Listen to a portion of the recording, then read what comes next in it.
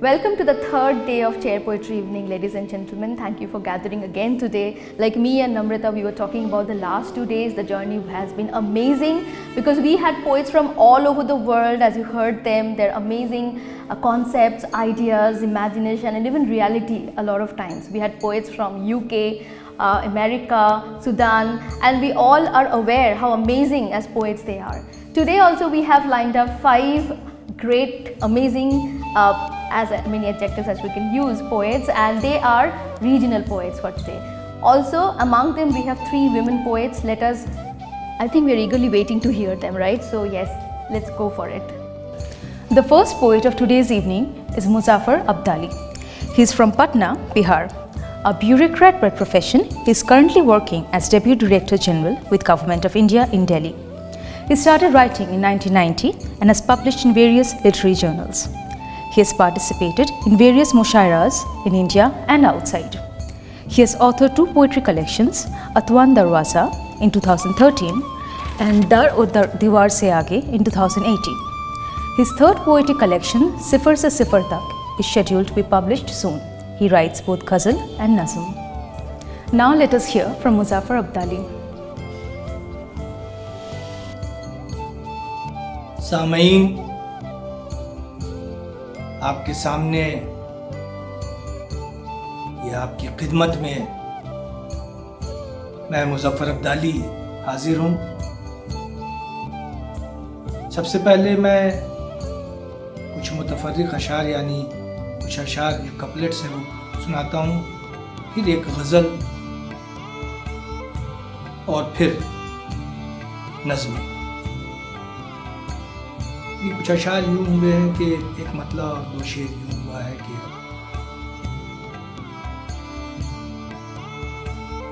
अपनी दुआ का हम भी असर ढूंढने लगे, अपनी दुआ का हम भी असर ढूंढने लगे, रातों के दरमियान सहर ढूंढने लगे, अपनी दुआ का हम भी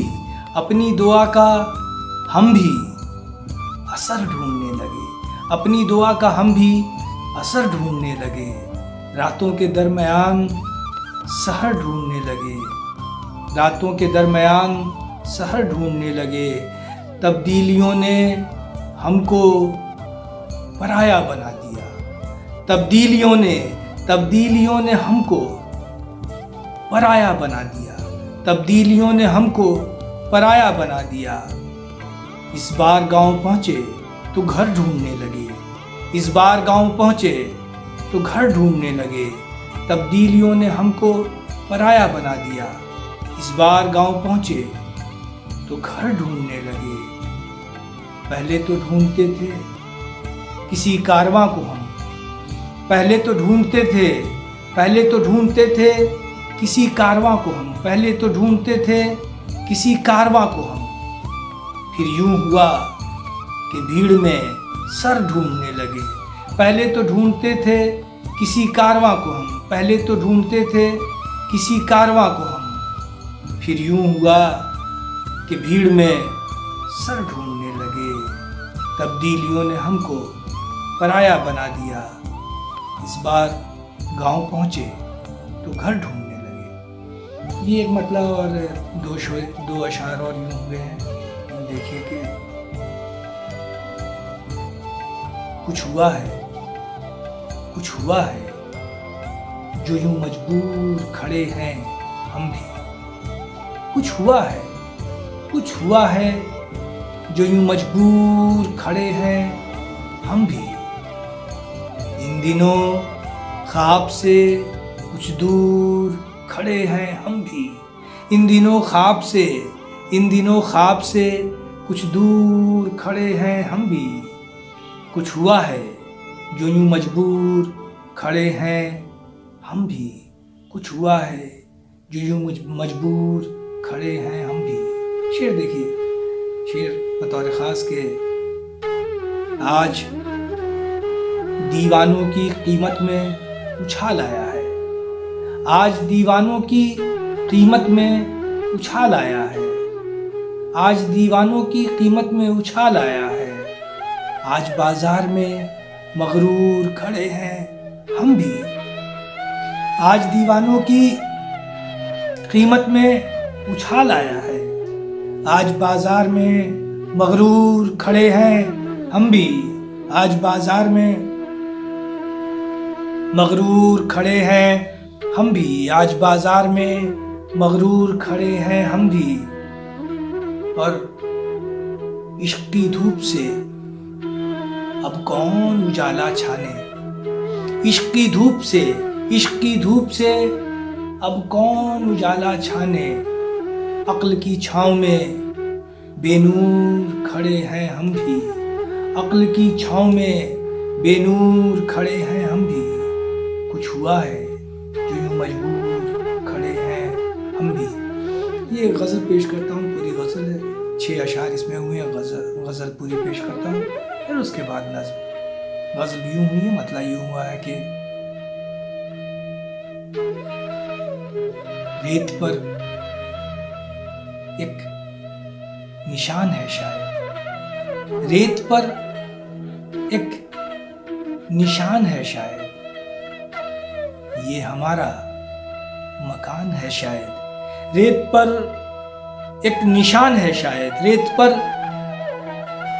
एक निशान है शायद, ये हमारा मकान है शायद, ये हमारा मकान है शायद।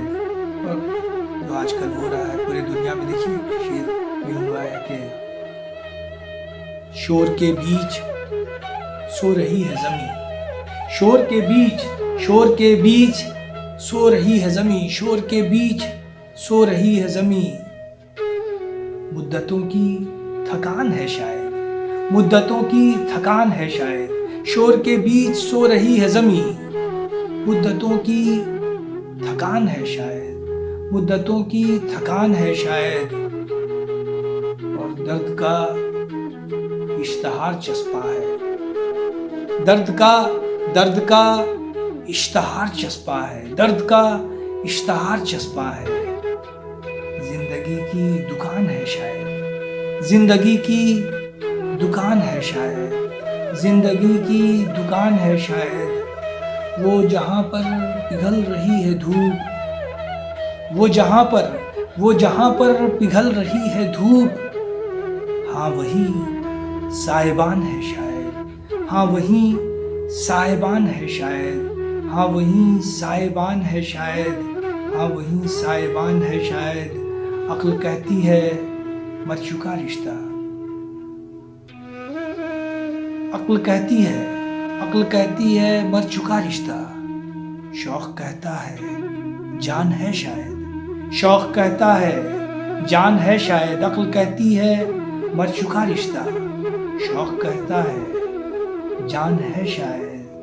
आखिरी शेर इसका यूं हुआ है कि आज वो मुस्कुरा के मिलते हैं, आज वो मुस्कुरा के मिलते हैं, आज वो मुस्कुरा के मिलते हैं, आज फिर इम्तिहान है शायद, आज फिर इम्तिहान है शायद, रेत पर एक निशान है शायद, ये हमारा मकान है शायद, ये हमारा मकान है शायद।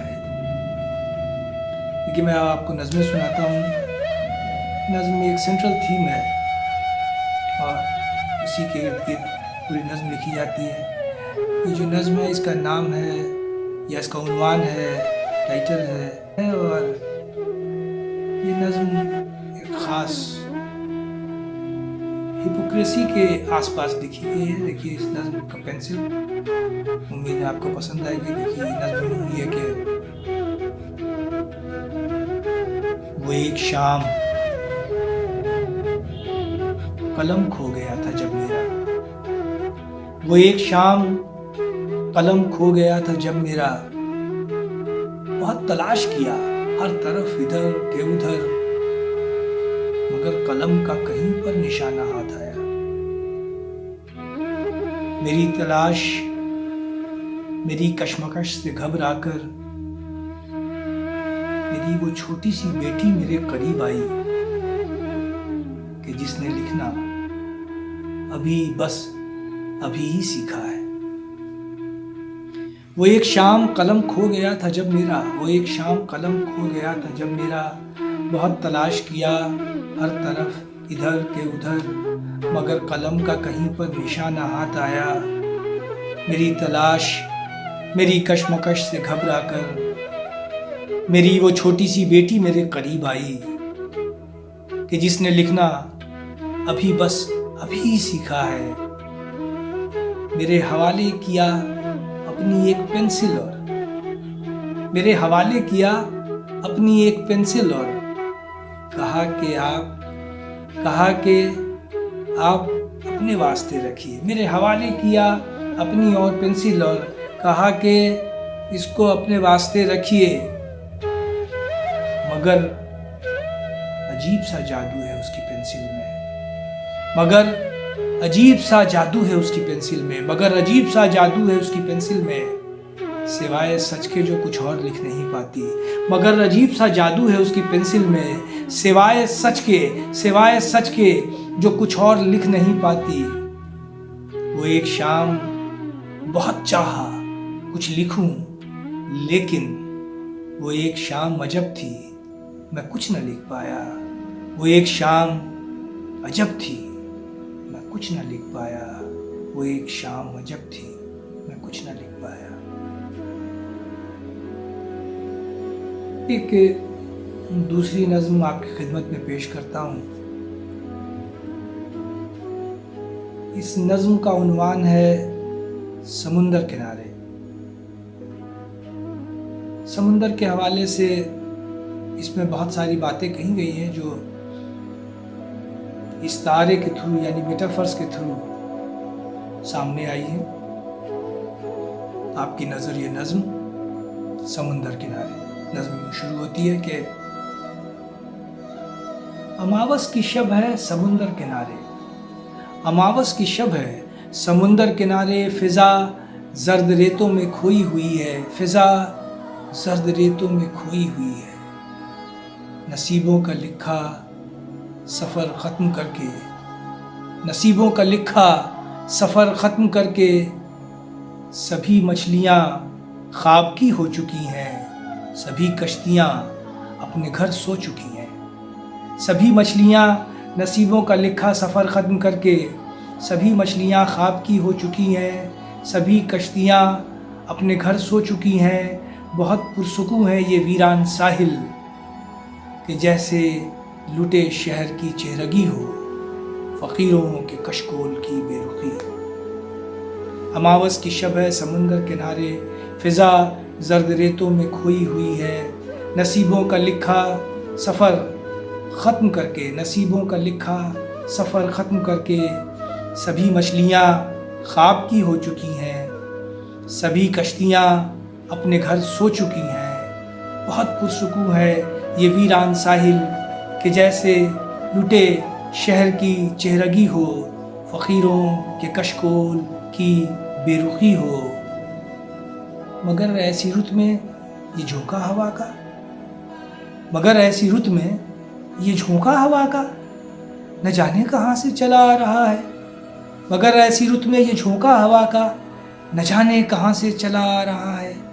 न जाने ये फिर किस जजीरे से गुजरा, कोई बात पहली सी दोहरा रहा है। न जाने ये फिर किस जजीरे से गुजरा, कोई बात पहली सी दोहरा रहा है, कोई बात पहली सी दोहरा रहा है। वही नर्म लहजा, वही साज़े मुतरिब, वही नगमगी है, वही सादगी है, वही फिर नवीदे दयारे जुनू है, वही फिर नवीदे दयारे जुनू है। वही जामो मीना, वही तिश्नगी है, वही फिर नवीदे दयारे जुनू है, वही जामो मीना वही तिश्नगी है। कोई इसको रोको, कोई इसको टोको, कोई इसको रोको, कोई इसको टोको, कोई इसके पैरों में जंजीर डालो, कोई इसको रोको, कोई इसको टोको, कोई इसके पैरों में जंजीर डालो, कि जो जख्म पानी की तह में पड़े हैं, कि जो जख्म पानी की तह में पड़े हैं, कहीं मौज बनकर उभर फिर न जाएं, कहीं मौज बनकर उभर फिर न जाएं। अमावस की शब है समुंदर किनारे, फिजा जर्द रेतों में खोई हुई है, फिजा जर्द रेतों में खोई हुई है। मगर ऐसी रुत में ये झोंका हवा का न जाने कहाँ से चला आ रहा है, मगर ऐसी रुत में ये झोंका हवा का न जाने कहाँ से चला आ रहा है। कोई इसको रोको, कोई इसको टोको, कोई इसके पैरों में जंजीर डालो। देखिए इन दो नज़मों के बाद एक तीसरी नज़म जो बिल्कुल अलग तरह की है। आइए इस नज़म को आपको सुनाते हैं। इस नज़म का उन्वान है मुकालमा। मुकालमा यानी डायलॉग। नज़म यूँ शुरू होती है। इस नज़म में एक ख़ास एटमॉस्फेयर को दिखाया गया है, आप खुद सुनकर इसको समझ जाएंगे। आइए मैं नज़म पेश करता हूँ। मुकालमा। नज़म यूँ शुरू होती है। ये महफिल कैसी महफिल है, ये महफिल कैसी महफिल है कि सब चुपचाप बैठे हैं। ये महफिल कैसी महफिल है कि सब चुपचाप बैठे हैं। बुलाते हैं कई मौजू कि आओ गुफ्तगू कर ले, बुलाते हैं कई मौजू कि आओ गुफ्तगू कर ले, ज़रा कुछ हाओ हू कर ले। बुलाते हैं कई मौजू कि आओ गुफ्तगू कर ले, ज़रा कुछ हाओ हू कर ले। अक़ीदे को सदा देकर तख़य्युल थक गए सारे, मगर खामोश हो प्यारे। अक़ीदे को सदा देकर तख़य्युल थक गए सारे, मगर खामोश हो प्यारे। किसी का जिक्र तो छेड़ो, किसी का जिक्र तो छेड़ो, सुनो तुमको खबर है क्या। किसी का जिक्र तो छेड़ो, सुनो तुमको खबर है क्या कि गुलशन की हवाओं में किसी ने जहर घोला है, कि गुलशन की हवाओं में किसी ने जहर घोला है। तुम्हें लगता है क्या ऐसा, तुम्हें लगता है क्या ऐसा कि जहरीली घटा एक दिन, कि जहरीली घटा एक दिन बरस सकती है पेड़ों पर। तुम्हें लगता है क्या ऐसा कि जहरीली घटा एक दिन बरस सकती है पेड़ों पर, परिंदों के नशेमन पर। तुम्हें लगता है क्या ऐसा कि जहरीली घटा एक दिन बरस सकती है पेड़ों पर, परिंदों के नशेमन पर। मियाँ कुछ तो कहो तुम भी। तुम्हें लगता है क्या ऐसा कि जहरीली घटा एक दिन बरस सकती है पेड़ों पर, परिंदों के नशेमन पर। मियाँ कुछ तो कहो तुम भी, मियाँ कुछ तो कहो तुम भी। तुम्हें लगता है क्या ऐसा कि गर्मी बढ़ती जाती है। मियाँ कुछ तो कहो तुम भी। तुम्हें लगता है क्या ऐसा कि गर्मी बढ़ती जाती है, कि ऐसी तेज़ गर्मी में, कि ऐसी तेज़ गर्मी में झुलस सकती हैं सब कलियाँ। तुम्हें लगता है क्या ऐसा कि गर्मी बढ़ती जाती है, कि ऐसी तेज़ गर्मी में झुलस सकती हैं सब कलियाँ। मियाँ अब मोहरे लब तोड़ो, मियाँ चुप्पी तो अब तोड़ो।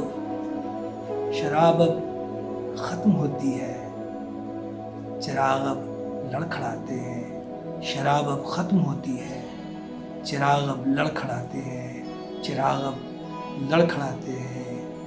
ये महफिल कैसी महफिल है कि सब चुपचाप बैठे हैं। ये महफिल कैसी महफिल है कि सब चुपचाप बैठे हैं। ये आपकी खिदमत में एक और नज़्म पेश कर रहा हूँ। इस नज़्म का उन्वान है शिकन दर शिकन। इसमें 3-4 तलमीहात का इस्तेमाल हुआ है। तलमी कहते हैं हम कि जो पुरानी स्टोरीज़ हैं, जो कि अपने आप में स्टोरी नहीं है बल्कि एक लैंडमार्क बन चुकी हैं, जिनका रेफरेंस कहीं रिलीजन में है, कहीं और जगह है, बहुत सारी जगह पे है। उन कैरेक्टर्स को पेश करते हैं और उनसे कुछ चीज़ों को यूज़ करने की कोशिश करते हैं। तो इसमें 2-4 तलमीहात हैं जिनको आप सब जानते हैं। एक नूह की कश्ती आई है जिसको अंग्रेज़ी में नूह आर्च कहते हैं। एक मूसा की लाठी का जिक्र आया है, जिस यानी मोसेस का जो स्टाफ था जिससे उन्होंने नाइल पे रास्ता बना दिया था, एक उसका जिक्र आया है। एक मसीहाई मतलब जो क्राइस्ट को जो कैरेक्टरिस्टिक थी अवेलेबल के, जो मुर्दों को ज़िंदा कर देते थे, एक वो आया है। और एक अबाबीलों के लश्कर का आया है कि अबाबील जो थे, जब अब्राहम ने गॉड से दुआ की तो बादल में कुछ ऐसे परिंदे अबाबील थे जो कि जिन्होंने के पूरी की पूरी फोर्सेस को ख़त्म कर दिया था। ये सारे के सारे जो है वो हमारी माइथोलॉजी का हिस्सा है और हमारे रिलीजन का हिस्सा है, जो जिसको कि कई रिलीजन मानते हैं। ये सारे तलमीहात को इस्तेमाल हुआ। इन सब के बीच में, इन सब के दायरे में इस नज़्म को समझिए। शिकन दर शिकन, छोटी सी नज़्म है। शिकन दर शिकन के मतलब curl with in the curl. आइए यूँ शेर नज़्म यूँ शुरू होती है। छोटी सी नज़्म है और ये आखिरी नज़्म पेश कर रहा हूँ। इसके बाद आपसे मैं इजाज़त चाहूँगा। नज़्म यूँ शुरू होती है कि फरिश्तों की सदा है ये, फरिश्तों की सदा है ये, नहीं इल्हाम है कोई। फरिश्तों की सदा है ये, नहीं इल्हाम है कोई, मगर कोई तो रहता है मेरे अंदर जो कहता है, मियाँ क्या लिखते रहते हो। फरिश्तों की सदा है ये, नहीं इल्हाम है कोई, मगर कोई तो रहता है मेरे अंदर जो कहता है, मियाँ क्या लिखते रहते हो, मियाँ क्या लिखते रहते हो। वही लफ्ज़ों की आराइश, वही बहरों की पैमाइश, वही लफ्ज़ों की आराइश, वही बहरों की पैमाइश। तुम उन जुल्फों के साए को अभी तक याद करते हो, तुम उन जुल्फों के साए को अभी तक याद करते हो। हुई मुद्दत कि जिनको वक्त का सूरज निगल बैठा। फरिश्तों की सदा है ये, नहीं इल्हाम है कोई, मगर कोई तो रहता है मेरे अंदर जो कहता है, मियाँ क्या लिखते रहते हो, मियाँ क्या लिखते रहते हो। वही लफ्ज़ों की आराइश, वही बहरों की पैमाइश, उन्हीं जुल्फ़ों के साए को अभी तक ढूंढते हो तुम। हुई मुद्दत कि जिनको वक्त का सूरज निकल बैठा, हुई मुद्दत कि जिनको वक्त का सूरज निकल बैठा। उन्हीं चेहरों की तुम हर बार तस्वीरें बनाते हो, उन्हीं चेहरों की तुम हर बार तस्वीरें बनाते हो, उन्हीं चेहरों की तुम हर बार तस्वीरें बनाते हो कि जिनकी रंग की पहचान भी मुमकिन नहीं अब तो। उन्हीं चेहरों की तुम हर बार तस्वीरें बनाते हो कि जिनकी रंग की पहचान भी मुमकिन नहीं अब तो। उन्हीं लाशों का अफसाना अभी तक लिख रहे हो तुम, उन्हीं लाशों का अफसाना अभी तक लिख रहे हो तुम। हुई मुद्दत, उन्हीं लाशों का अफसाना अभी तक लिख रहे हो तुम कि जिनकी हड्डियां तो क्या, कि जिनकी हड्डियां तो क्या, कि जिनके कब्र के कतबे भी अब सालिम नहीं मिलते। उन्हीं लाशों का अफसाना अभी तक लिख रहे हो तुम कि जिनकी हड्डियां तो क्या, कि जिनकी कब्र के कतबे भी अब सालिम नहीं मिलते। जरा दुनिया को देखो तो, जरा दुनिया को देखो तो। मियाँ क्या लिखते रहते हो? उन्हीं बहनों की पैमाइश, उन्हीं लफ्ज़ों की आराइश। तुम उन जुल्फों के साए को अभी तक याद करते हो, हुई मुद्दत के जिनको वक्त का सूरज निगल बैठा। उन्हीं चेहरों की तुम हर बार तस्वीरें बनाते हो कि जिनकी रंग की पहचान भी मुमकिन नहीं अब तो। उन्हीं लाशों का अफसाना अभी तक लिख रहे हो तुम कि जिनकी हड्डियां तो क्या, कि जिनकी कब्र के कतबे भी अब सालिम नहीं मिलते। ज़रा दुनिया को देखो तो, हज़ारों नूह की कश्ती उभर आई हैं पानी पर। हज़ारों नूह की कश्ती उभर आई हैं पानी पर। हज़ारों लाठियाँ मूसा की बिकती हैं दुकानों पर। हज़ारों लाठियाँ मूसा की बिकती हैं दुकानों पर। हज़ारों लोग हैं जिनको मसीहाई का दावा है। हज़ारों लोग हैं, हज़ारों कश्तियाँ, हज़ारों नूह की कश्ती उभर आई है पानी पर। हज़ारों लाठियाँ मूसा की बिकती हैं दुकानों पर। हज़ारों लोग हैं जिनको मसीहाई का दावा है। वो बादल छट चुके जिनमें अबाबीलों का डेरा था। वो बादल छट चुके जिनमें अबाबीलों का डेरा था। ये दुनिया अब हकीकत है, फरिश्तों की सदा है ये, नहीं इल्हाम है कोई, मगर कोई तो रहता है मेरे अंदर जो कहता है, मियाँ क्या लिखते रहते हो, मियाँ क्या लिखते रहते हो, मियाँ क्या लिखते रहते हो। Hailing from Bhojpur, Bihar, we have Badri Narayan, who writes in Hindi. He has been awarded Kedar Samman in 2016 and Samser Samman in 2010. He is also the recipient of Bharat Bhushan Samman, Dhinkar Puraskar and Banarasi Prasad Bhojpuri Samman. So dear friends, let us hear Badri Narayan's words. मैं अपने इधर की लिखी हुई कुछ कविताएं जो मेरे नई कविता संकलन तुमड़ी के शब्द जो राजकमल प्रकाशन से छपा है उससे कुछ कविताएं सुना रहा हूँ। पहली कविता है दुख पुराण। नीले आकाश में उड़ती चिड़ियों के हार से जो चिड़ियाँ पीछे छूट जाती है। चरते हुए गायों के झुंड से कोई बछड़ा पीछे रह जाता है। गडेरिए के बार बार टिटकारने के बावजूद भी भीड़ों के गोल से जो भीड़ छूट जाती है। बीच जंगल में भागते वक्त हिरणों के झुंड में बार बार शामिल रहने की कोशिश करके भी जो हिरण हार जाता है। सब चले जाते हैं और जो छूट जाता है। गहराती सांझ में नदी में नाव चल देती है। माझी को पुकारता कोई किनारा छूट जाता है। जो आदमी संगत, पंगत और विकास से छूट जाता है, जो टूट जाता है और हार जाता है, उसके दुख पर मैं लिखना चाहता हूँ एक पुराण। अब तक के पुराणों से अलग, पुराणों के अर्थ को तोड़ता, छूटे गए लोगों के दुखों की एक दास्तान। दूसरी कविता जो मैं पढ़ने जा रहा हूँ उसका शीर्षक है बेगमपुरा एक्सप्रेस। बेगमपुरा एक्सप्रेस एक ट्रेन है जो पंजाब से चलती है और हर साल रविदास मेले में बनारस आती है, जिसमें बहुत सारे लोग रविदास मेले में शामिल होने आते हैं बनारस में। बेगमपुरा एक्सप्रेस में पढ़ रहा हूँ। अमरपुर से बेगमपुरा तक चलती है एक ट्रेन, बेगमपुरा एक्सप्रेस। सुबह 5:10 पर बिल्कुल ब्रह्म बेला में। टिकट काउंटर पर बैठा है क्लर्क टिकट लेकर। कहते हैं कि पैसे से मिल जाता है सब कुछ, पर लोग हाथ में ले खड़े हैं पैसे, रुपए व एटीएम कार्ड। टिकट बाबू फिर भी उन्हें टिकट नहीं देता।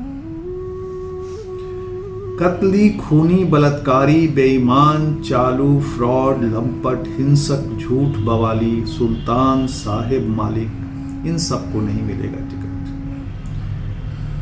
इन सबको नहीं मिलेगा टिकट। दंभी कवि, सत्ता के बौद्धिक सब खड़े रह जाएंगे और नहीं मिलेगी उन्हें इस ट्रेन की टिकट। टिकट बाबू अगर इन्हें बेचना भी चाहेगा तो उसके हाथ बेकार हो जाएंगे। जो ढाई आखर जानता होगा वही बेचेगा टिकट, जो ढाई आखर जानता होगा वही पाएगा टिकट। लहरों से आए तारों को, कोमल मन सुकुमारों को, सराय के मालिकों को तो नहीं पर सराय में रुकने वालों को मिल जाएगी टिकट। टिकट बाबू सोना ले लो, चांदी ले लो, मुहरे और मोती ले लो, पर दे दो मुझे टिकट। कई दशकों से मैंने कोई यात्रा नहीं की है। मैं जाना चाहता हूँ बेगमपुरा। ट्रेन खुलने लगी है, हरे पंछी पेड़ से उड़ने लगे हैं। ट्रेन में घाना बैठे हैं, पीपा बैठे हैं सेना नाई। ट्रेन खुलने लगी है। तीसरी कविता जो मैं पढ़ने जा रहा हूँ उसका शीर्षक है गोरखवर्ण। गोरखनाथ प्रसिद्ध संत थे भक्तियामृत के पहले के, और उनकी एक मेटाफर्स से प्रभावित होकर मैंने कविता लिखी है। अन्न को भूख लगती है, पानी को प्यास, भाव को भी भावनाओं की जरूरत होती है। फलों को भी स्वाद चाहिए, अग्नि को भी आग, बहते हुए नीर को भी नीर का आवेग चाहिए। बारिश को भी चाहिए उसे भिगोने वाले पानी, कंबल को भी गर्मी चाहिए। सृष्टा को भी सार चाहिए, सृष्टा को भी भाव, ज्ञान को भी सबद चाहिए। मुझे क्या चाहिए, पर मुझे भी कुछ चाहिए, पर क्या चाहिए यह न मुझे पता है और न औरों को, यह न मुझे पता है और न औरों को। दिव्यवाणी। मैं अजर और अमर हूँ, तू मृतमान। मैं अजर और अमर हूँ, तू मृतमान। देह छोड़ते वक्त आत्मा मुस्कुराई। तभी गोरख की आवाज आई, आत्मा भी मरती है और देह भी। आत्मा भी मरती है और देह भी। यम भी रोता है और यम को भी अपनी मृत्यु का शोक होता है, और यम को भी अपनी मृत्यु का शोक। अपनी कविता, मेरी अंतिम कविता का शीर्षक है अपनी कविता। किसी का कागज, किसी की कलम, कैसे लिख पाओगे अपनी कविता। किसी का कागज, किसी की कलम, कैसे लिख पाओगे अपनी कविता। किसी का विचार, किसी का प्रचार, कैसे रच पाओगे अपनी कविता। अपनी कविता रचोगे तो संभव है चिड़ियाँ आकर उसमें कुछ कह जाए। सत्ता के शोर में भी विरोध की कोई कव्वाली गूंज जाए, और कव्वाली आगे चलकर विरोध का फ्रॉड न साबित हो पाए। मिडिल क्लास के रैप में भी कहीं न कहीं गरीबों की आवाज़ आए। मिडिल क्लास के रैप में भी कहीं न कहीं गरीबों की आवाज़ आए। आंकड़ों के जाल से ऊपर आदमी का चेहरा सामने आए जाए। अपनी कविता रचोगे तो ही इस जनतंत्र में कुछ कर सकोगे। अपनी कविता रचोगे तो ही इस जनतंत्र में कुछ कर सकोगे। बहुत बहुत धन्यवाद। अपनी कविता, मेरी अंतिम कविता का शीर्षक है अपनी कविता। किसी का कागज, किसी की कलम, कैसे लिख पाओगे अपनी कविता। किसी का कागज, किसी की कलम, कैसे लिख पाओगे अपनी कविता। किसी का विचार, किसी का प्रचार, कैसे रच पाओगे अपनी कविता। अपनी कविता रचोगे तो संभव है चिड़ियाँ आकर उसमें कुछ कह जाए। सत्ता के शोर में भी विरोध की कोई कव्वाली गूंज जाए, और कव्वाली आगे चलकर विरोध का फ्रॉड न साबित हो पाए। मिडिल क्लास के रैप में भी कहीं न कहीं गरीबों की आवाज़ आए। मिडिल क्लास के रैप में भी कहीं न कहीं गरीबों की आवाज़ आए। आंकड़ों के जाल से ऊपर आदमी का चेहरा सामने आए जाए। अपनी कविता रचोगे तो ही इस जनतंत्र में कुछ कर सकोगे। अपनी कविता रचोगे तो ही इस जनतंत्र में कुछ कर सकोगे। बहुत बहुत धन्यवाद। The third poet of this evening is Baby Shao. She was born in Jhargram, West Bengal, and is a poet and an essayist among the newly growing intellectuals of Bengal. Her latest books of poems are Hemonter Annapurna, which was published in 2020, and Pitri Porichaya, which was also published in 2020.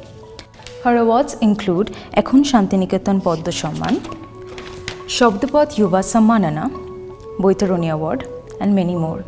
She is also the recipient of Deepak Mojumdar Puruskar given by Mashik Krittibash and also Taposhi Bosu Bangla Academy Award. Let us now listen to Baby Shaw's poems. নমস্কার, আমি baby শাউ কয়েকটি কবিতা পাঠ করছি, পড়ছি। প্রথম কবিতা, আগুন। 1। শ্মশানের কাঠ নিভিয়ে পুকুরের স্নান সেরে পূবের পাহাড়ে রেখে আসি শিকার ও সাহস। শ্যাওলার জালে জড়িয়ে আমাদের স্মৃতিচিহ্নগুলি। এখনো পর্যন্ত ধুলো নেই, বালি নেই, চলে যাওয়াটিও বাউলের গান। সে যাওয়ার দিকে তাকিয়ে আছে ছেঁড়া জুতো, লোহার বাতি। 2। চারপাশ নীলাভ আকাশ, ছেড়ে যাওয়া বিছানাটি নিভাঁজ, টান টান। ফিরবে না জেনে প্রতিটি ঠিকানা মিথ্যে মনে হয়। ফিরবে না জেনে এই মায়া, এই ছায়া কি নির্লিপ্ত, অসহায়। অসহ্য চিৎকার শেষে ঘরে ফিরে দেখি স্মৃতির ডায়েরি খুলে মৃদু মৃদু হাসছ তুমি। 3। তোমার এত কি ঘুম, সুখনিদ্রা ছেড়ে জেগে দেখো শূন্য চারপাশ, ঝরঝরে হালকা। ঘুমের ওষুধ বৃথা, ঘুমের প্রতিটি ভান মিথ্যা ছিল এতদিন। এতটা আকুল সেও গাছ ভেঙে, ছাদের কান্নিস ভেঙে শরীর খোঁজো, সে শরীর জীর্ণ, ছাই ভস্মসার। পরের কবিতা, জীবিকা। প্রত্যেক মনের একটি সীমান্ত আছে, তার উত্তর দিকে মুখ করে দাঁড়িয়ে আছে কাঁটাতার। পশ্চিমে বিস্তৃত জানলার রেলিংয়ে ঝুলে থাকে মুখ। তোমার বাকচাতুর্য তাহাকে প্রত্যহ আশ্বাস দেয়, জর্জরিত করে। ক্ষমায় একটি বিশ্বাস জেনে তুমিও নিপুণ, নিজেকে হত্যা করো সাবধানে। পরের কবিতাটির নাম সময়। একটা অতিকায় আগুনের ভেতর নিজেকে সমর্পণ করে দিচ্ছ। ওং সাহা, ওং সাহা। জন্মজাত পরিচয়, চিহ্ন, নথিপত্রের মতো ক্ষুদপিণ্ডের আশা ছেড়ে ঝাঁঝালো গন্ধ হয়ে উঠছে। এরকম আগুনের স্বপ্ন বহুবার তোমাকে বিহ্বল ও আশান্বিত করে। ধীরে ধীরে ফিনিক্স হয়ে ওঠে এ সমাজ, রাষ্ট্র, কাঁটাতার। বিবাহ। পরের কবিতা, বিবাহ। যেন ভাস্কর্য, দুটি বিজড়িত। নিজেকে মেলাই দেবী জ্ঞানে। প্রেম কি অসার? অযথা আদরে জেগেছিল ধনী মোহময়ী। এসব ক্ষতির ঋণ বহুকাল চির অনুদিত, বহুকাল এক মিছা বাণী। সিঁদুর পরানো চোখ, স্নেহলোভী। 51 পিঠ গল্প বলাটা এখনই জরুরি। পরের কবিতাটির নাম উপসংহার। গোপনীয় ক্ষতদের আত্মহত্যা করাতে এনেছি। তোমার শরীর বেয়ে অনুগামী রোদ নেমে যায়। রোদের বাগানে খেলা করে গভীর বাঘের ছায়া। তার আঁকিবুকি চোখ, রোদেলা শরীর পাখিটির ঘুম কেড়ে নেয়। পশমের ক্ষুধা ভেগে, তৃষ্ণার প্রদেশ ভেগে নত হয়ে থাকে সামান্য জীবন। ঝুনঝুনি বেজে ওঠে দিগন্তে আবার। কতকাল অনাহারী অভুক্ত প্রহরে এসে ঠক ঠক করে কাঁপি। শিকার্ত নিদ্রামগ্ন শিকারিটি জেগে থাকে শুধু। পরের কবিতাটির নাম ইশতেহার। একা এক নিঃসঙ্গতার মাঝে কিছু দানা ছড়িয়ে দাও রোজ। বিকেলের পোড় খাওয়া রোদ চা খেতে খেতে সেই গল্প শোনে। শোনে একটা বাসস্থান গড়ে তুলতে হলে সংগৃহে চাই কিছু মৃত গাছ, ডালপালা এবং কিছু বন্য প্রাণীর হাড় এবং মাংস। সংগৃহে রাখা চাই পূব ও পশ্চিম কোণের মানচিত্র। একটা বিরাট সূর্যে রোজ অস্ত যাওয়ার মতো অবসর। তোমার চোখ জল জল করে ওঠে। মুখে এসে জমা হয় হাজার বছরের লালা, থুথু, কফ। এসব লোভনীয় প্রস্তাব তোমাকে কেউ কখনো দিতে পারেনি ভেবেই রোমাঞ্চ জাগে। আরও নিঃসঙ্গতার দিকে হেঁটে যাও তুমি। পরের কবিতাটির নাম অর্ধনারীশ্বর। বিচ্ছেদেরও মস্ত বড় রূপকথা আছে। গল্প শুরু এবং শেষের পংক্তিতে একাকী বসে আছো তুমি। তোমার দেহের অলিগলি পার হয়ে বোনা হচ্ছে শস্য দানা। এক একটি কবুতর ভাঙা ডানা নিয়ে ক্ষতময় ঠোঁট নিয়ে নেড়ে চেড়ে দেখছে। দেহের ভেতর জল জমে, মাটি জমে, শুধু রোদ নেই বলে কিছুতেই অঙ্কুর হচ্ছে না। পরের কবিতা তুমি যেমন।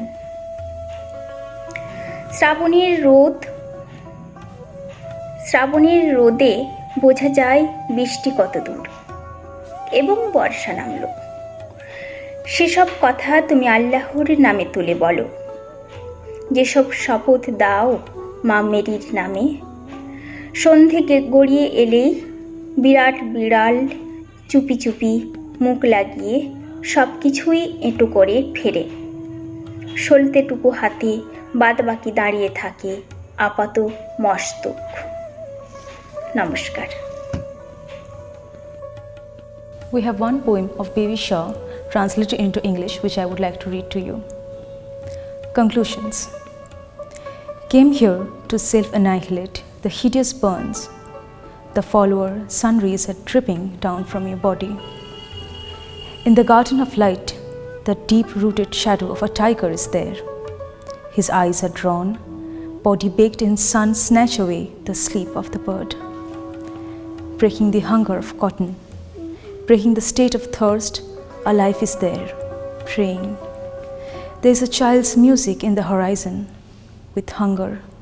At the fasting hour, it comes shaking. The hunted is asleep, the hunter remains awakened. The fourth poet for this evening is Anamika. She is a contemporary Indian poet, social worker and novelist writing in Hindi and a critic writing in English. She has 8 collections of poetry, 5 novels and 4 works of criticism in her credit. Currently, she is a reader at the Department of English, Satyavati College, University of Delhi. In 2020, she was awarded Sahitya Academy Award. Now, let us hear Anamika's poems.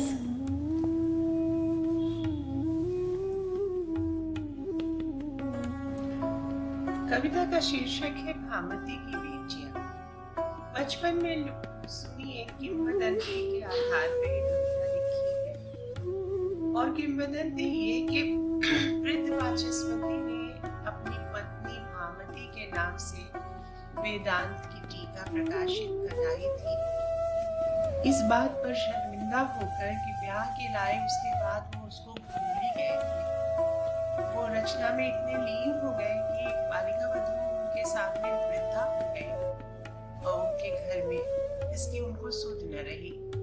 वो पहचान पाए उनको तब जब एक दिन आंधी में दिए का प्रकाश लिए हुए वो सामने आई और उसका परिचय पूछ गया। इसी छोटी घटना को मैंने अपने ढंग से एक उत्तर पाठ रचने के क्रम में पुनर्संयोजित किया। भामती की बेटियां। लिखने की मेज वही है, वही आसन, पांडुलिपि वही, वही बासन, जिसमें मैं रखती थी खील बताशा, दिया बाती की बेला बरसात। कभी कभी बेला और चंपा भी रखाती थी जाकर चुपचाप, खील बताशा पानी दिया के साथ।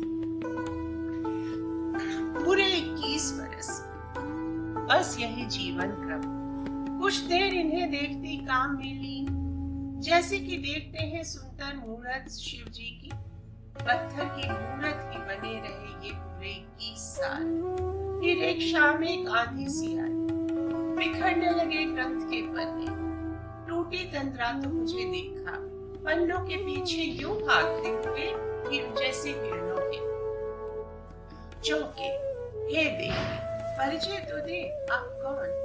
मुझको हंसी आ गई। लाए थे जब ब्याह कर तो छोटी थी ना, फिर आप लिखने में ऐसे लगे, दुनिया की सुध पसर गई। लगता है जैसे भूल ही गए वेदांत के भाष्य के ही समानांतर इस घर में बढ़ी जा रही है पत्ती पत्ती आपकी भार्या भी। तो क्या मैं इतनी बड़ी हो गई कि पहचान में नहीं आई?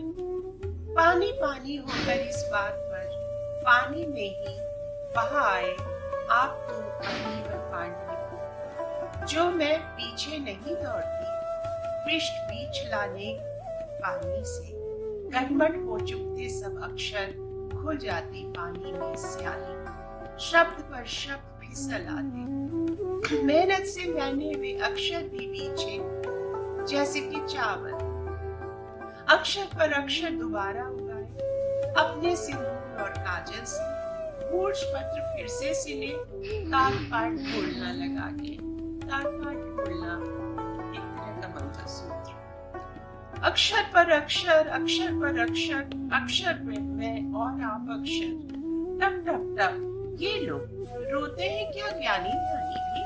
क्यों रो रहे हैं जी? चुप चुप। भामती टीका तुम्हारी है, तुमने ही लिखी दोबारा, पहले भी तुमने लिखी थी, हर शाम दिए की लौ से जो लिखा था तुमने अंधियारे की स्लेट पर। मैंने बस भाष्य किया उसका, तो जगत में ग्रंथ भामती टीका के ही नाम से जाना जाएगा। लिखने की मेज वही है, वही आसन, पांडुलिपि वही, वही बासन, ग्रंथ लिख रही हैं पर भामती की बेटियां। आपके जाने के बाद मैंने पढ़ाया इन्हें पाठशाला भेजकर, दिए से नहीं, नई छाया से।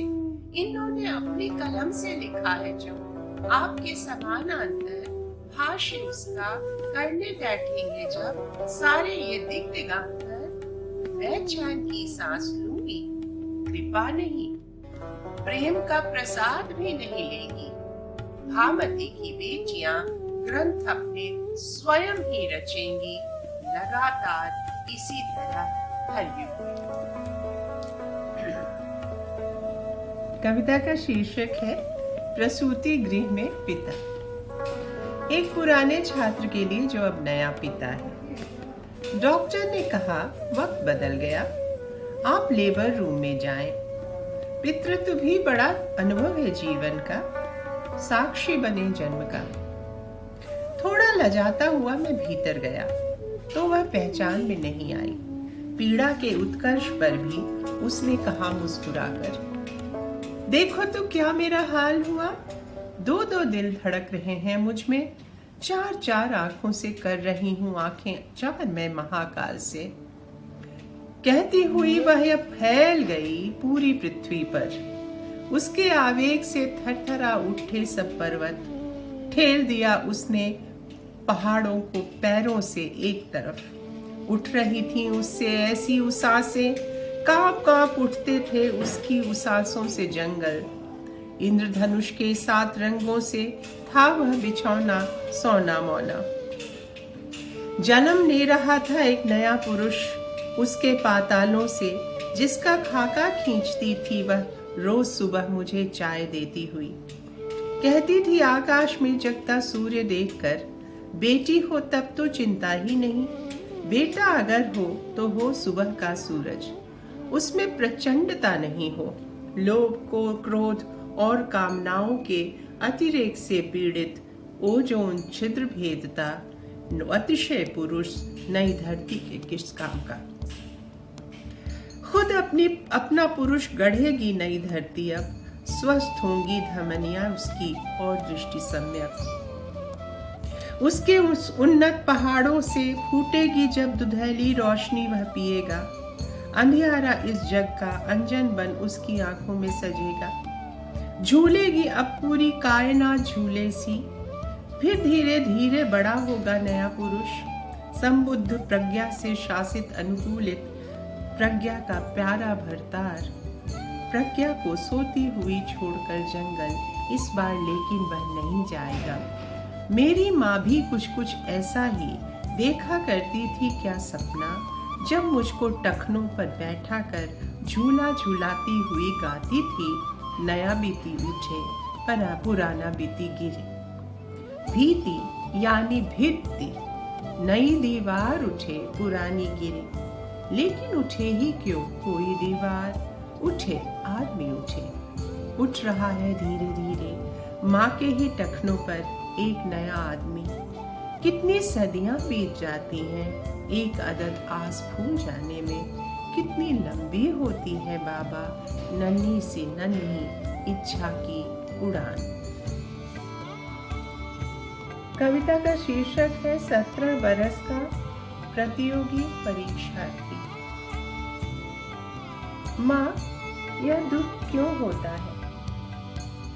दूध जब उतरता है पहले पहल बेटा, छातियों में माँ की झुरझुरी जगती है पूरे बदन में। उस दूध का स्वाद अच्छा नहीं होता, पर डॉक्टर कहते हैं उसको चुबला कर पी जाए बच्चा तो 7 प्रकोपों में भी जी जाए बच्चा। उस दूध की तरह होता है बेटे पहले विफलता का स्वाद। भग्न मनोरथ भी तो मत रथ ही है। भागीरथी जानते थे, जानता था कर्ण, जानते थे राजा ब्रूस मकड़ जाले वाले, और तुम भी जान जाओगे। कुछ होने से कुछ नहीं होता, कुछ खोने से कुछ नहीं खोता। पूर्ण विराम कल्पना है, निष्काम होने की कामना भी आखिर तो एक कामना है। सिलसिले टूटते नहीं, रास्ते छूटते नहीं, पांव से लिपट कर रह जाते हैं एक लतर की तरह। जूते उतारो घर आकर तो मोजे में तिनके मिलेंगे लतर के। तुम्हें एक अजब तरह की दुनिया दी है विरासत में, हो सके तो माफ कर देना। फूल के चटकने की आवाज यहाँ किसी को भी सुनाई नहीं देती। कोई नहीं देखता कैसे श्रम कैसे कौशल से एक एक पंखुड़ी खोली गई थी। यह फलों की मंडी है बेटा, सफल विफल लोग खड़े हैं क्यारियों में। चाहती थी तुम्हें मिलती ऐसी दुनिया जहाँ क्यारियों में अटा बटा फटा चिटा मिलता नहीं हो किसी का वजूद। हर फूल अपनी तरह से सुंदर है, प्रतियोगिता से परे जाती है हर एक सुंदरता। और भगवत गीता का वह फल भर्तृहरि के आम की तरह, राजा से रानी, रानी से मंत्री, मंत्री से गणिका, गणिका से फिर राजा के पास टहलता हुआ आ तो जाएगा, रोम रोम की आंखें खोलता हुआ। पसीनाई पीठ पर तुम्हारी चकत्ते पड़े हैं खटिया की रस्सियों के। ऐसे ही पड़ते हैं शादी में हल्दी के छापे, पर शादी की सुनकर भड़कोगे तुम। कल रात बिजली नहीं थी, मोमबत्ती की भी डूब गई थी लो, और तो किताब बंद की तुमने, और अंधेरे में चीजों से टकराते हड़बड़ दड़बड़ आकर बोले माँ भूख लगी है। इस सनातन वाक्य में एक स्प्रिंग है लगा, कितने भी हो आलसी माँ वह उठ बैठती है और फिर कनस्तर खड़कते हैं जैसे खड़कती है सुपली दिवाली की रात जब गाती हैं घर की औरतें हर कमरे में सुपली खटकाती लक्ष्मी पैसे दरिद्र भागे दरिद्र भागे दरिद्र भागे। दारिद्र नहीं भागता, भाग जाती है नींद मगर तरह तरह के अपडर निःशंक फर्श पर टहलते मिल जाते हैं। कैट वॉक पर निकला मिलता है पूरा छुछुंदर के सर में चमेली का तेल या भैंस के आगे बजती हुई बीन या दुनिया की सारी चीजें बेताल मेल। ब्रह्म मुहूर्त की कुछ देर पहले की झपकी के एक दुस्वप्न में टहल आती है और भला हो ईंटों की लॉरी का कि उसकी हड़गड़ गड़गड़ से दुस्वप्न जाता है टूट। खुल जाती हैं आंखें, कहता है बेटा माँ ये दुख क्यों होता है, इसका करें क्या। सूखी हुई छातियां मेरी दूध से नहीं लेकिन उसके पसीने से तर है। मैं महामाया नहीं हूँ, ये बुद्ध नहीं है, लेकिन ये प्रश्न तो है ही जहां का तहां जस का तस एक पुरानी लोरी में।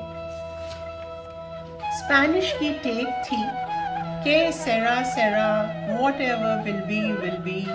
ये मत पूछो कल क्या होगा, जो भी होगा अच्छा होगा। मैं बेसुरा गाती हूँ, ये हंसने लगता है। बस मामा बस, आगे याद है मुझे रात के तीसरे पहर की ये मुक्त हंसी झड़ रही है पत्तों पर ओस की तरह। आगे की चिंता से परेशान उसके पिता नींद में ही मुस्का देते हैं धीरे से।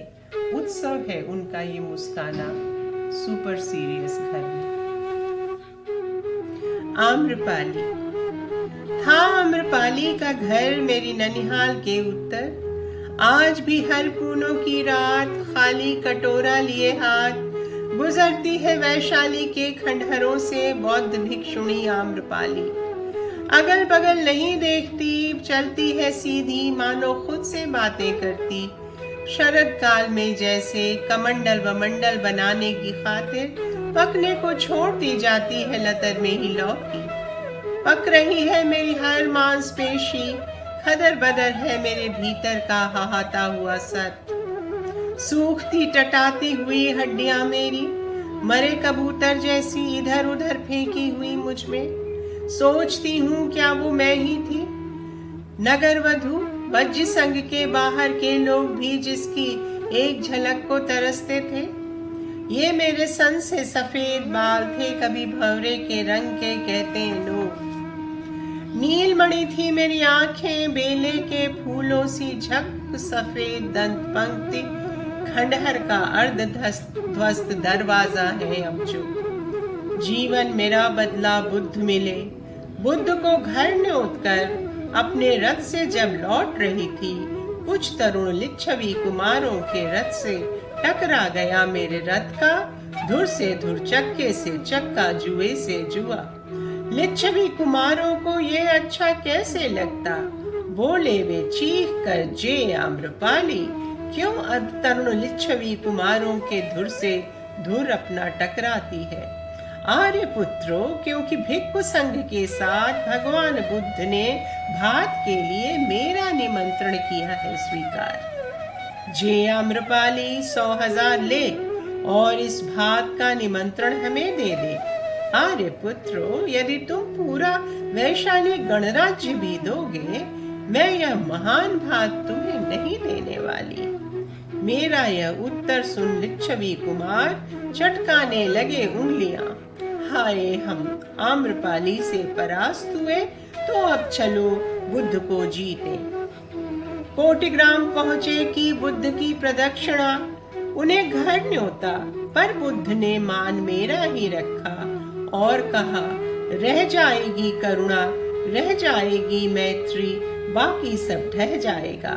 तो बहा काल नद में मेरा वैभव, राह की इच्छामती, राह की गंगा, राह की कृष्णा कावेरी, गरम राह की ढेरी यह काया बहती रही सदियों, इस तट से उस तट तक टिमकता रहा एक अंगारा। तिरता रहा राह की इस नदी पर बना ठना ठना बना तैरा लगातार, तैरी सोने की तरी। झुर्रियों की पोटली में बीज थोड़े से सुरक्षित हैं, वो ही मैं डालती जाती हूँ अब इधर उधर। गिर जाते हैं थोड़े से बीज पत्थर पर, चिड़िया का चुग्गा बन जाते हैं वे, बाकी खिल जाते हैं इधर उधर चुटकी भर हरियाली बनकर। सुनती हूँ मैं गौर से आम्रपाली की बातें, सोचती हूँ कि कमंडल या लौकी या बीज कोश जो भी बने जीवन, जीवन तो जीवन है। हरियाली ही बीज का सपना, रस ही रसायन है। कमंडल वमंडल बनाने की खातिर पकने को छोड़ दी जाती है, जैसे लतर में ही लौकी। पक रही है मेरी हर मांसपेशी, तो पकने दो, इससे क्या, कितनी तो सुंदर है हर रूप में दुनिया। I would like to read a poem by Anamika, translated into English. Women. We were red like the torn pages of children's notebooks made into cones to hold warm chana jor garam. We were looked at the way grumpily you squint at your wristwatch after the alarm goes off in the morning. We were listened to distractedly, the way film songs assail your ears, spilling from cheap cassettes on a crowded bus. They sensed us, the way you sense the sufferings of a distant relative. One day we said, we are humans too. Read us carefully, one letter at a time, the way after your BA, you would read a job ad. Look at us, the way, shivering, you would gaze at the flames of a distant fire. Listen to us as you would the unstruck music of the void, and understand the way you would understand a newly learned language. The moment they heard this from an invisible branch suspended in limbo, like a swarm of gnats, wild rumors went screeching. Women without character, wild vines draining the sap from their hosts well-fed, bored with affluence. These women, pointlessly on edge, indulging in the luxury of writing these stories and poems, not even their own, they said, amused. The rest of the stories dismissed with a wink. Hey, blessed Father, you blessed men, spare us this sort of attention. The final poet of this evening is Swami Antanirav. He is an Indian poet writing in Punjabi. He has authored 2 collections of poetry. When he was 16, Swami Antanirav ran away from home and spent a decade of his life with sadhus of various sects, roaming the length and breadth of India before settling down to a life of quiet creativity in Jammu. Let us hear Swami Antanirav. ਹਾਂ ਉਸਨੇ ਕਿਹਾ ਘਰ ਨੂੰ ਕਵਿਤਾ ਤੋਂ ਜ਼ਿਆਦਾ ਫੁੱਲਾਂ ਬੂਟਿਆਂ ਦੀ ਲੋੜ ਹੈ। ਉਸਨੇ ਕਿਹਾ ਘਰ ਨੂੰ ਕਵਿਤਾ ਤੋਂ ਜ਼ਿਆਦਾ ਫੁੱਲਾਂ ਬੂਟਿਆਂ ਦੀ ਲੋੜ ਹੈ। ਮੈਂ ਫੁੱਲ ਬੀਜਾਂਗੀ ਮੇਰੀ ਮਨ ਤੂੰ ਵੀ ਫੁੱਲ ਹੀ ਬੀਜੀ। ਉਸਨੇ ਕਿਹਾ ਘਰ ਨੂੰ ਕਵਿਤਾ ਤੋਂ ਜ਼ਿਆਦਾ ਫੁੱਲਾਂ ਬੂਟਿਆਂ ਦੀ ਲੋੜ ਹੈ। ਮੈਂ ਫੁੱਲ ਬੀਜਾਂਗੀ ਮੇਰੀ ਮਨ ਤੂੰ ਵੀ ਫੁੱਲ ਹੀ ਬੀਜੀ। कविता अपने आप उगावेगी, कविता अपने आप उगावेगी। जद मैं उदास हुंदी हाँ, जद मैं उदास हुंदी हाँ, चिड़ियां वल ध्यान धरदी हाँ।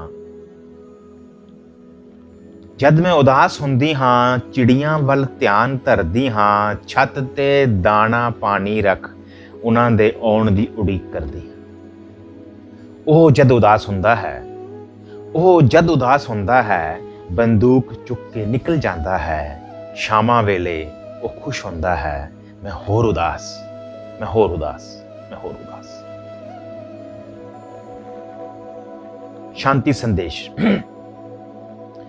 ਰਾਜਧਾਨੀ ਦਾ ਬੱਚਾ, ਰਾਜਧਾਨੀ ਦਾ ਬੱਚਾ ਪੈਨਸਿਲ ਦੀ ਨੋਕ ਨਾਲ ਗੋਲੀ ਦੀ ਨੋਕ ਬਣਾਉਣ ਵਿੱਚ ਮਗਨ ਹੈ।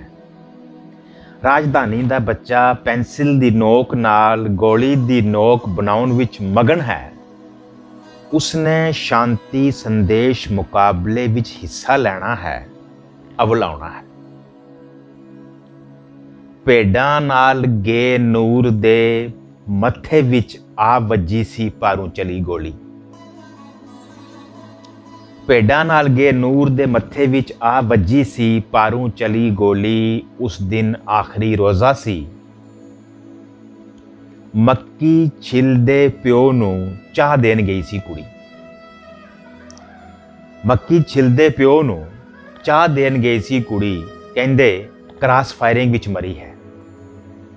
ਇੱਥੋਂ ਦਾ ਬੱਚਾ ਕੋਰੀ ਹੀ ਛੱਡ ਆਇਆ ਹੈ ਸ਼ਾਂਤੀ ਸੰਦੇਸ਼ ਮੁਕਾਬਲੇ ਵਾਲੀ ਸ਼ੀਟ। ਇੱਥੋਂ ਦਾ ਬੱਚਾ ਕੋਰੀ ਹੀ ਛੱਡ ਆਇਆ ਹੈ ਸ਼ਾਂਤੀ ਸੰਦੇਸ਼ ਮੁਕਾਬਲੇ ਵਾਲੀ ਸੀਟ। ਮੈਨੂੰ ਪਤਾ ਹੈ ਕੁਆੜੀ ਸੁੰਘ ਕੇ ਦੱਸ ਦੇਸਾਂ, ਕੁਆੜੀ ਸੁੰਘ ਕੇ ਦੱਸ ਦੇਸਾਂ ਤੂੰ ਕਿਹੜਾ ਬੂਟਾ ਕਟਿਆ ਹੈ। ਕੁਆੜੀ ਸੁੰਘ ਕੇ ਦੱਸ ਦੇਸਾਂ ਤੂੰ ਕਿਹੜਾ ਬੂਟਾ ਕਪਿਆ ਹੈ। ਕਈ ਦੀ ਆਵਾਜ਼ ਕੁਆੜੀ ਸੁੰਘ ਕੇ ਦੱਸ ਦੇਸਾਂ, ਕੁਆੜੀ ਸੁੰਘ ਕੇ ਦੱਸ ਦੇਸਾਂ ਤੂੰ ਕਿਹੜਾ ਬੂਟਾ ਕਟਿਆ ਹੈ। ਕੁਆੜੀ ਸੁੰਘ ਕੇ ਦੱਸ ਦੇਸਾਂ ਤੂੰ ਕਿਹੜਾ ਬੂਟਾ ਕਪਿਆ ਹੈ। ਕਈ ਦੀ ਆਵਾਜ਼ ਸੁਣ ਆਖਸਾਂ ਉਹ ਕਿਹੜੇ ਲੁਹਾਰ ਦੀ ਬਣੀ ਹੈ। ਘੰਟੀਆਂ ਘੁੰਗਰੂਆਂ ਫੀਤਿਆਂ ਤੋਂ, ਘੰਟੀਆਂ ਘੁੰਗਰੂਆਂ ਫੀਤਿਆਂ ਤੋਂ ਬਲਦਾਂ ਦਾ ਪਿੰਡ ਬਾਸਾਂ। ਘੇ ਦੀ ਵਾਸ਼ਨਾ ਤੋਂ ਚਰਾਨ ਦਾ ਪਤਾ ਲਾਸਾਂ, ਘੇ ਦੀ ਵਾਸ਼ਨਾ ਤੂੰ ਚਰਾਨ ਦਾ ਪਤਾ ਲਾਸਾਂ। ਕੈਮਰੀ ਥੀ ਰੁੱਖਾਂ ਦੀ ਭੋਏ ਕੈਸਾਂ, ਕੈਮਰੀ ਛੋਟੀ ਨਸਲ ਦਾ ਅੰਜੀਰ। ਕੈਮਰੀ ਥੀ ਰੁੱਖਾਂ ਦੀ ਭੋਏ ਕੈਸਾਂ। ਰੇਤੇ ਨਾਲ ਦਰਿਆ ਦੀ, ਪੱਥਰਾਂ ਨਾਲ ਪਹਾੜ ਦੀ, ਸਹੀ ਸਹੀ ਦੱਸ ਪੈ ਵੈਸਾਂ। ਇੱਟਾਂ ਕੋਕਾ ਕੋਲਾ ਜਾਂ ਨਿਊਟਨ ਦੇ ਨਿਯਮਾਂ ਬਾਰੇ ਮੈਂ ਨਾ ਜਾਣਾ, ਬਿਜਲੀ ਬਾਰੇ ਵੀ ਨਾ। ਹਾਂ ਸੁੱਚ ਨੱਪਣ ਤੇ ਲਾਟੂ ਜਗਦਾ, ਸੁੱਚ ਨੱਪਣ ਤੇ ਲਾਟੂ ਜਗਦਾ। आगे एक नज़म है नाने दा जुत्ता। नाने नूं गे 30 वरे हो गए हन, नाने नूं गे 30 वरे हो गए हन। अज पुरानी बोरी चों उसदा टाकियां मड़िया जुत्ता निकलिया है। अज पुरानी बोरी चों उसदा टाकियां मड़िया जुत्ता निकलिया है। जुत्ता प्लास्टिक का है।